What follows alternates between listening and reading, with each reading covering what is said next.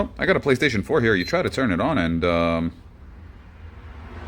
it tries to stay on. Actually, it died the last time. And never mind, this was open before and played with. This could be anything. A BLOD, when somebody opens it up, could be anything. I saw that this little metal piece was bent a little bit down. That causes BLOD as well. Maybe that's it. Let's go. Well, thanks to the new TikTok update, I lost a shitload of content, but what we got here is I removed the firmware, and we read the chip, we flashed the UART, and I wrote it back to another. Now it's time to put it on the board.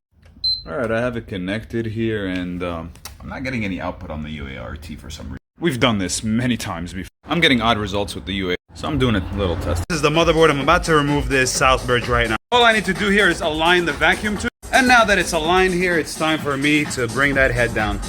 Yep, and we're ready to extract this chip.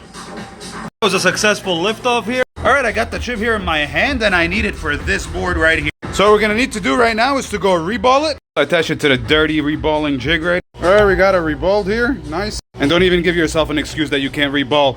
Look at this nasty solder paste I'm using. It's not about the paste, it's about the method. I'll teach you the method later. Okay, here's the board that we're trying to fix. Let's remove this south bridge that's supposedly bad. Since it's the same board and we aligned it before, it's actually aligned already.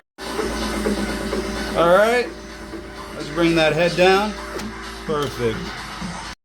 And we just started the removal process. Okay, let's go clean up this board. Alright, let's take our reballed chip and put it on our clean board. Alright, it's back under the machine here to install. That looks good over here, let's test. Alright, I hooked it up here.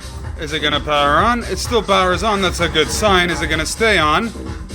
I think it's staying on. Oh, it's dead. That's exactly what I was doing before, and it's not giving me any UART reading, so this one is completely